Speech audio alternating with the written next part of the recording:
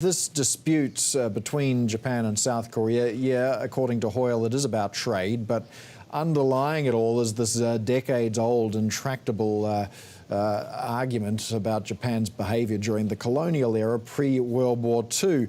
Now, all this nationalism is politically popular for both Shinzo Abe and President Moon. So given that, what hopes are there of resolving this? Well, thanks very much, Paul. I think for the short term, what we're going to see is this tension remain between South Korea and Japan. As you mentioned, nationalism and the politicization of history is happening in both states. In the South Korean context, the governments have shown that they're not able to remain and continue to abide by bilateral agreements that have been agreed upon by their president and prime minister. And this makes negotiating at a bilateral level very difficult for not only the Japanese but other states.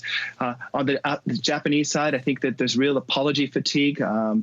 Most conservatives feel that they've done enough, and unfortunately some conservatives as well, they do deny the comfort women and the forced labor issues in the Japanese context.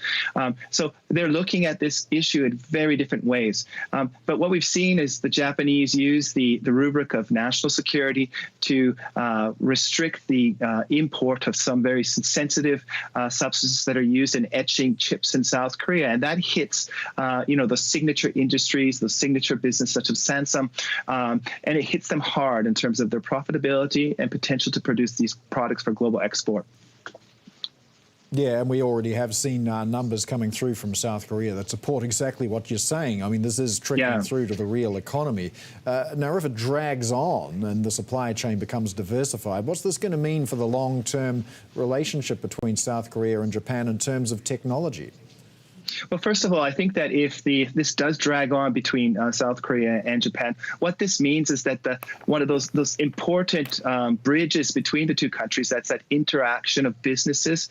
And businesses are interested in profit. They're not so much interested in politics. But if this bridge does break down, what we're going to see is South Korea and Japan move in fundamentally different directions.